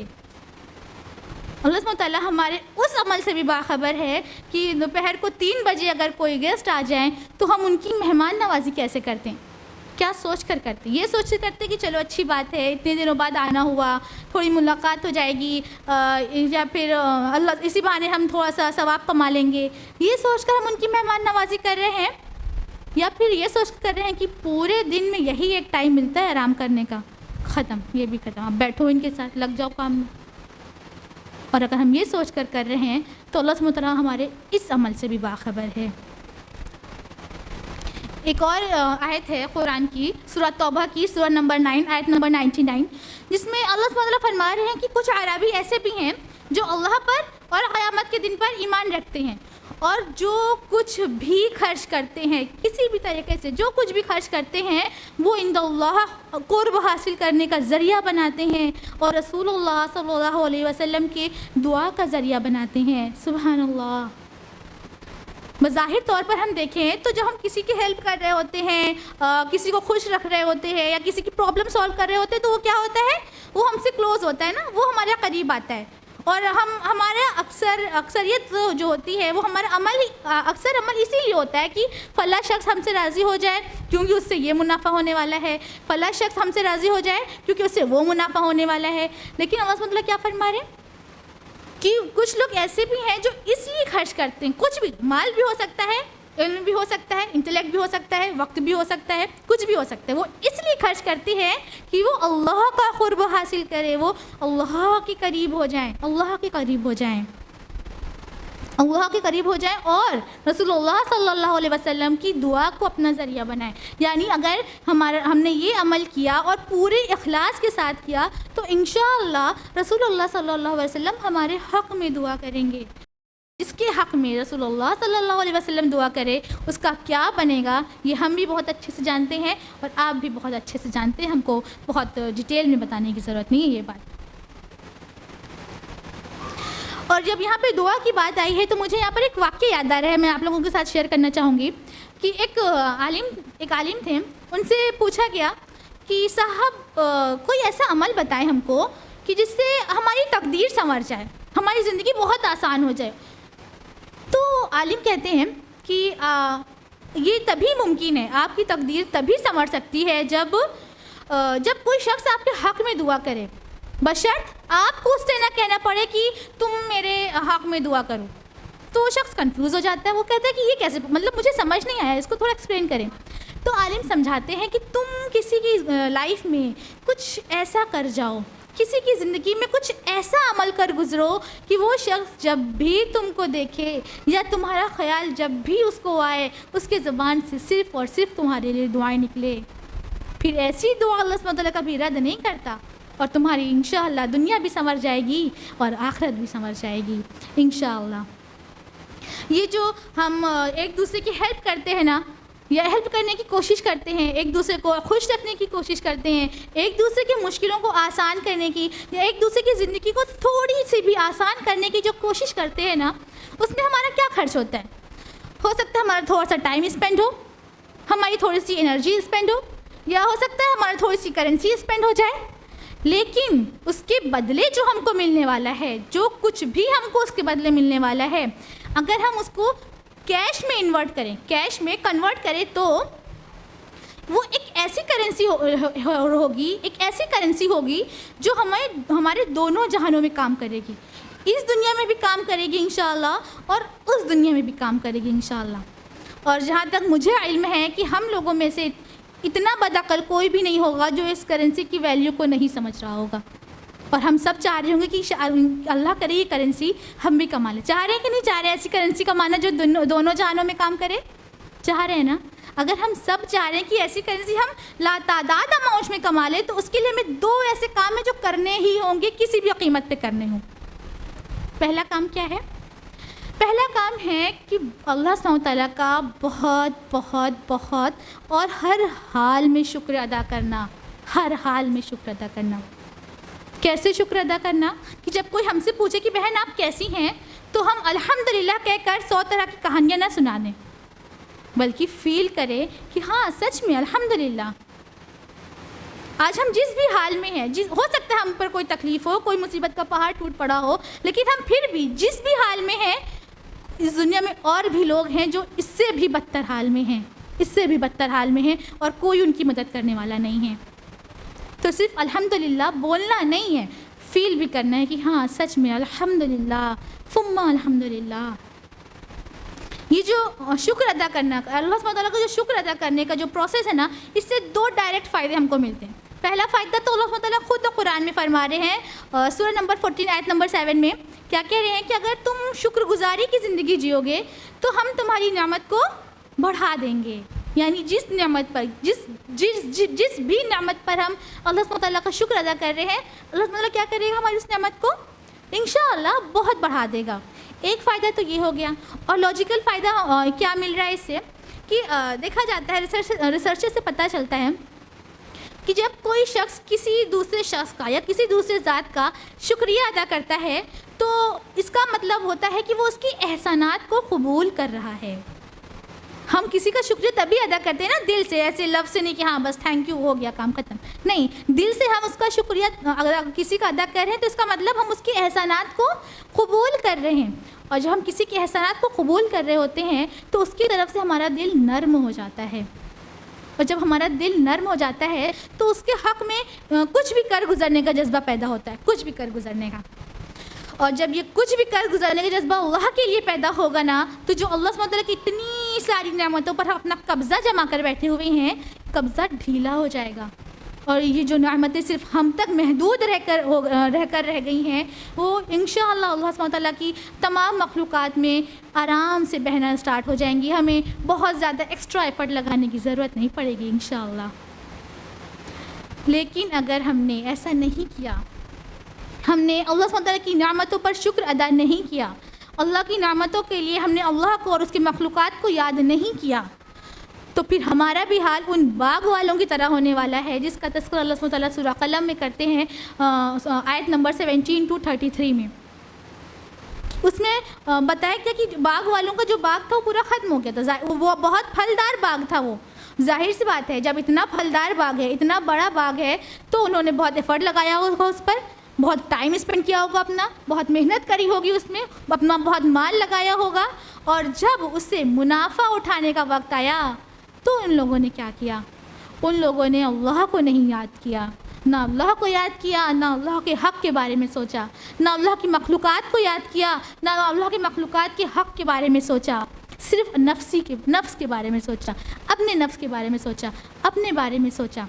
और फिर जब उस बाग तक पहुँचे तो क्या हाल हुआ, बाग ऐसा था जैसे कटी हुई खेती की तरह, कटी हुई खेती की तरह। आज हमारे पास जो भी चीज़ है जिस पर हम बहुत फ़ख्र करते हैं, वो हमारा माल भी हो सकता है, हमारी खूबसूरती भी हो सकती है, हमारा इंटेलेक्ट भी हो सकता है, कुछ भी हो सकता है जिस पर हम बहुत फ़ख्र करते हैं। अगर वो चीज़ सिर्फ़ और सिर्फ हम तक महदूद रह गई, उससे जो भी मुनाफा मिल रहा है, हम सोचें कि उसका मुनाफा सिर्फ़ और सिर्फ हमको मिले, तो वो दिन दूर नहीं है जब हमारी भी वो बाग एक कटी हुई खेती की तरह हो जाएगा और हम कुछ नहीं कर सकेंगे, कुछ भी नहीं कर सकेंगे, कुछ भी नहीं। अगर हम चाहते हैं कि हमारी नेमत इसी तरह बनी रहे, उसमें दिन ब दिन इजाफ़ा होता रहे, तो बहुत बहुत बहुत शुक्रगुजारी करें, बहुत शुक्रगुजारी करें।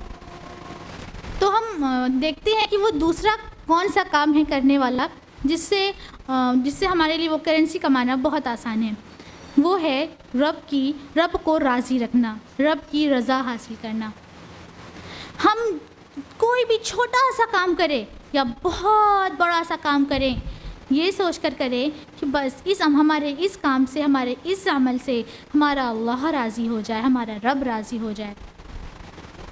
हम किसी को पानी पिलाएं तो अल्लाह की रज़ा के लिए, हम किसी को अपना वक्त दें तो अल्लाह की रज़ा के लिए, हम किसी की इयादत करने जाएं तो अल्लाह की रज़ा के लिए, हम किसी को सदका दें तो अल्लाह की रज़ा के लिए, हम किसी को इल्म सिखाएं तो अल्लाह की रज़ा के लिए, हम जो कुछ भी करें वो अल्लाह की रज़ा के लिए करें, मखलूक़ात की रज़ा के लिए ना करें। क्यों ऐसा क्यों करें? ऐसा इसलिए करें कि क्योंकि जब हमारा हर अमल अल्लाह के लिए हो जाएगा तो जो अल्लाह की मखलूक़ात से जो हमारी एक्सपेक्टेशंस होती है ना, वो बिल्कुल ज़ीरो हो जाएंगी, ख़त्म हो जाएंगी। किसी को तकलीफ़ में देखकर खुद को तकलीफ़ होना सबकी फितरत में। अगर हम किसी को बहुत मुश्किल में देखते हैं, किसी को रोता हुआ देखते हैं, तो हमको भी तकलीफ़ होती है, हमको भी थोड़ा सा अफसोस होता है कि वो भले ही हमारा दुश्मन क्यों ना, थोड़ा तो अफसोस होता है कि इतनी बड़ी मुसीबत में है, वो इतनी परेशानी में है। लेकिन फिर भी हमारा दिल सख्त रहता है, हमारा हाथ सख्त रहता है, तो हमारी ज़बान सख्त रहती है। क्यों? वो इसलिए सख्त रहती है क्योंकि कभी हमने किसी की हेल्प की थी, उसके बुरे वक्त में हम उसके काम आए थे, उसकी मुश्किलों को आसान किया था, उससे एक्सपेक्ट किया था कि जब वही बुरा वक्त हम पर आएगा तो वो शख्स हमारा साथ देगा। और फिर जब हम पर बुरा वक्त आया, वो शख्स सिरे से मुकर गया, तो हमारा दिल सख्त हो गया। हमने हमारा यकीन उठ गया कि नहीं, इन सब एक जैसे होते हैं, कोई किसी की हेल्प नहीं करता। हमने देखो उसको कितना साथ दिया था, उसने तो हमको अकेला ही छोड़ दिया, कभी हाल भी नहीं पूछा। हमारा दिल, हमारी ज़बान, हमारा सब कुछ तंग हो जाता है। और जब हमारा दिल तंग, हमारा क़ल्ब तंग हो जाता है ना, तो हमें खुद की ज़ात की फ़िक्र हो जाती है कि अब हमारा क्या होगा, हम अकेले कैसे करेंगे, सब कुछ हमारे ही साथ होता है, सारी मुसीबतें हमारी तक आती हैं कि अब हाँ न बस हमारा ये, हमारा वो, मैं में रह जाता है इंसान। यहाँ पर एक पर्शियन का शेर मुझे याद आ रहा है कि फ़िक्र माँ दरकार माँ आज़ार माँ, फ़िक्र माँ दरकार माँ आज़ार माँ, कारसाज माँ बेफ़िक्र कार माँ। यानी जब मैं ख़ुद की फ़िक्र करता हूँ तो कोई ना कोई आज़ार मोल ले लेता हूँ, कोई ना कोई मुसीबत मोल ले लेता हूँ। लेकिन जब मेरा कारसाज फ़िक्र करता है, जब मेरा रब फ़िक्र करता है, तो फिर मेरे पास कोई ऐसी चीज़ नहीं बचती जिसके बारे में मैं फ़िक्र करूँ। जाहिर सी बात है, अल्लाह सुब्हानहू तआला को इस दुनिया में भेजा है तो उसका कोई मकसद होगा, हमारा कोई लाइफ प्लान पहले से सेट होगा। अल्लाह सुब्हानहू तआला ने एक तिनका भी बेमकसद नहीं बनाया ना, सब कुछ बामकसद बनाया है। अगर हमको इतनी बड़ी सी ज़िंदगी दी है तो जाहिर है उसका एक लाइफ प्लान पहले से सेट होगा अल्लाह सुब्हानहू तआला के पास, जो हमारे प्लान से हज़ारों करोड़ों गुना बेहतर होगा। तो फिर हम खुद की फ़िक्र क्यों करें हम खुद की ज़ात की, जो हमारा रब पहले से ही हमारी फ़िक्र करने के लिए बैठा है। तो कुदरत को अपना काम करने देते हैं, हम अपना काम करते हैं, राज़ी करते हैं अपने रब को अपने हर अमल से। क्योंकि बांटते चलते हैं, अगर हम रब को राज़ी करने में लग जाते हैं तो हमारी खुद की ज़िंदगी आसान हो जाती है। अल्लाह सुब्हानहू तआला ने हमको ऊपर से लेके नीचे तक बेशुमार नेमतों से ढाँप रखा है, तो इस कब्ज़े को थोड़ा ढीला करते हैं ना, बांटते चलते हैं अल्लाह की नेमतें अल्लाह की मखलूक़ात में, बांटते चलते हैं लोगों को थोड़ी सी मुस्कुराहट, बांटते चलते हैं लोगों को थोड़ी सी खुशियाँ। अगर आज से 500 साल पहले की लाइफ स्पैन को इमेजिन करिए आप, कितनी टफ थी, कितनी रूट थी, कितनी मशक्क़त थी उस लाइफ में। ज़्यादा नहीं, बस 500 साल पहले की लाइफ स्पैन आप इमेजिन करिए, उसके बनिस्बत आज हमारी लाइफ कितनी ईजी है। अल्हम्दुलिल्लाह, कितनी रहमत है अल्लाह सुब्हानहू तआला की। अगर हमारी लाइफ इतनी आसान है तो हम भी लोगों की लाइफ थोड़ी सी आसान करते चलते हैं ना। क्या पता अल्लाह सुब्हानहू तआला हमारे इस अमल के बदले हमारी लाइफ और भी आसान कर दे, ना सिर्फ ये लाइफ आसान कर दे, इंशाअल्लाह हमारी आखिरत भी बहुत आसान कर दे इंशाअल्लाह। एक प्यारी सी हदीस के साथ मैं इख्तिताम करना चाहूँगी। हदीस है तिरमिज़ी की, और उसकी जो रावी है वो है हज़रत आयशा रज़ियल्लाहु अन्हा। वो फरमाती हैं कि एक बार हमारे घर में कुर्बानी हुई और कुर्बानी का गोश्त पूरा सदका कर दिया गया, सिवाय दस्ती के गोश्त की वजह, यानी शोल्डर के गोश्त को छोड़कर जितना भी गोश्त था, जितने भी कुर्बानी का गोश्त था, वो सब सदका कर दिया गया। फिर नबी करीम मोहम्मद सल्लल्लाहु अलैहि वसल्लम हुजरे में तशरीफ़ लाते हैं और पूछते हैं कि ए आयशा, क्या बचा है? तो हज़रत आयशा रज़ियल्लाहु अन्हा फरमाती हैं कि या रसूलुल्लाह सल्लल्लाहु अलैहि वसल्लम, सिर्फ दस्ती का गोश्त बचा है। वो भी इसलिए बचा लिया था हज़रत आयशा रज़ियल्लाहु अन्हा ने, क्योंकि वो जो दस्ती का गोश्त था, जो शोल्डर का गोश्त था, वो नबी करीम मोहम्मद सल्लल्लाहु अलैहि वसल्लम को बहुत पसंद था, इसलिए उसको बचा लिया और बाकी सब सदका कर दिया। तो पता है नबी करीम मोहम्मद सल्लल्लाहु अलैहि वसल्लम क्या फ़रमाते हैं? वो कहते हैं कि ए आयशा, सिर्फ ये दस्ती का गोश्त ही नहीं बचा, बाकी सब बच गया। यानी जिस गोश्त को सदका कर दिया गया, लोगों में बांट दिया गया, लोगों ने उसको खाया, उनका पेट भरा, उनका दिन आसान हो गया, सिर्फ वही अल्लाह सुब्हानहू तआला के पास जाकर सेफ़ हो गया। और जो गोश्त यानी जो भी चीज़ें खुद पर खर्च कर ली गई वो ख़त्म हो गई। और यही अमल हमारी हर चीज़ में लागू होता है कि जो चीज़ हम लोगों को दे देते हैं, बांट देते हैं, वो कुछ भी हो, वो सेफ़ हो जाती है, और जो हम खुद की ज़ात पर खर्च कर लेते हैं वो ख़त्म हो जाती है। तो मैं अल्लाह सुब्हानहू तआला से दुआ करती हूँ कि अल्लाह सुब्हानहू तआला हम सबको ये तौफ़ीक़ अता फ़रमाए, कि हम अपनी हर महबूब चीज़ आखिरत के लिए डिपॉज़िट करके रख लें इंशाअल्लाह, और हम अपनी ज़िंदगी को बहुत आसान बना लें, और हमें इतनी तौफ़ीक़ हो कि हम तमाम मोमिन मोमिनात की ज़िंदगी को आसान बनाने की कोशिश करें, और अल्लाह इसे कबूल फ़रमाए। आमीन। वस्सलामु अलैकुम वरहमतुल्लाहि वबरकातुहू। जज़ाकिल्लाह सिस्टर तैयबा की गुफ्तगू से हम बखूबी वाकिफ़ हुए कि अगर हम अपने लिए दोनों जहां में आसानियां चाहते हैं तो उसके लिए ज़रूरी है कि हम दूसरों के लिए भी आसानियां पैदा करें, और साथ ही साथ अपने अमल में अल्लाह का शुक्र और उसकी रज़ा ज़रूर शामिल रखें। अमल से ज़िंदगी बनती है जन्नत भी जहन्नम भी, अमल से ज़िंदगी बनती है जन्नत भी जहन्नम भी, ये खाकी अपनी फ़ितरत में ना नूरी है ना नारी है। प्रोग्राम के अख्तिताम से पहले बस एक बात ज़हन नशी कर ले कि अगर हम वाक़यतन अपनी ज़िंदगी पुरसुकून तरीके से जीना चाहते हैं, अपने लिए आसानियाँ चाहते हैं, दोनों जहां में अमन और सलामती चाहते हैं, तो उसके लिए कोशिश हमको खुद करनी होगी, क्योंकि खुदा ने आज तक उस कौम की हालत नहीं बदली, न हो जिसको ख़याल आप अपनी हालत के बदलने का। इसी के साथ ही हमारा आज का ये प्रोग्राम ख़त्म होता है। नेक्स्ट मंथ एक नए मौजू के साथ हम सब और भी ज़्यादा तादाद में इंशाअल्लाह यहीं पर हाज़िर होंगे। सुब्हानका अल्लाहुम्मा व बिहम्दिका नशहदु अल्ला इलाहा इल्ला अंता नस्तगफिरुका व नतूबु इलैक। वस्सलामु अलैकुम व रहमतुल्लाहि व बरकातुहू।